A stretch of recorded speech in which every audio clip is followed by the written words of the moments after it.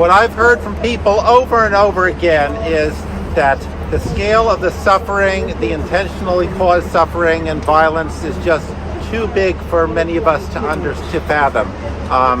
And the whole world is watching this, and unfortunately, the only way many people can process it is by just saying, well, the other side's committed this violence, it's their fault, and that's the only way they can process it. But it's just gone on for a long, long time, and it just keeps getting worse. People don't just retaliate; they retaliate worse each time.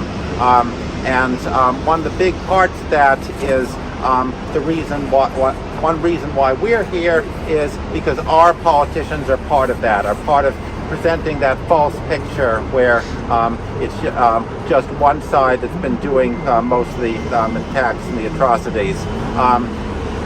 A few days after this phase of the conflict broke out in October, the Biden administration was on the phone with a bunch of senators, including Senator Reid, whose office is up there, and these Biden administration Whitehouse staff were telling the senators, these Democratic senators, prepare public opinion for a long war. That was the message. Oh yeah, that really happened. Yep. And unfortunately, they've been following that rather than following the humane priorities of ordinary Americans. We're here not just to send a message to our senators, but also to the Biden administration, because they bear a lot of responsibility for the violence. Hardly anybody even wants Biden to be reelected, or to run again. Biden deliberately went against public opinion and stood more aggressively with Israel,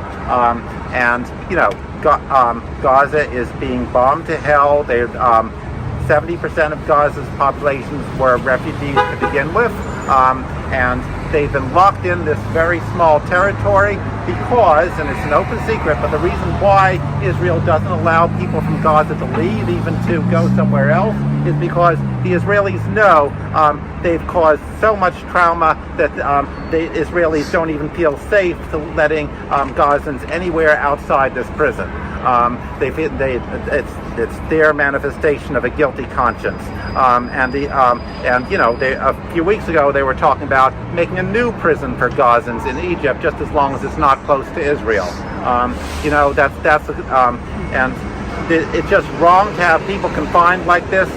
We hear this lie that the whole conflict will be over once we eliminate Hamas or once we eliminate colonialism. It's not that simple. There's been a lot of wrongdoing on both sides, and unfortunately our senators and our president are sending that false message.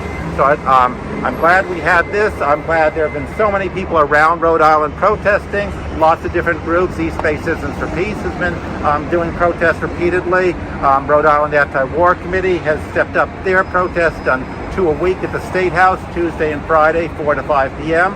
A bunch of us have also been here every day.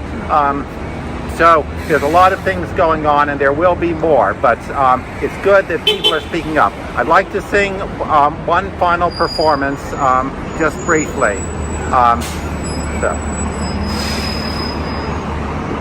When refugees are kept from their land, let the people go. Oppressed so hard they cannot stand, let the people go.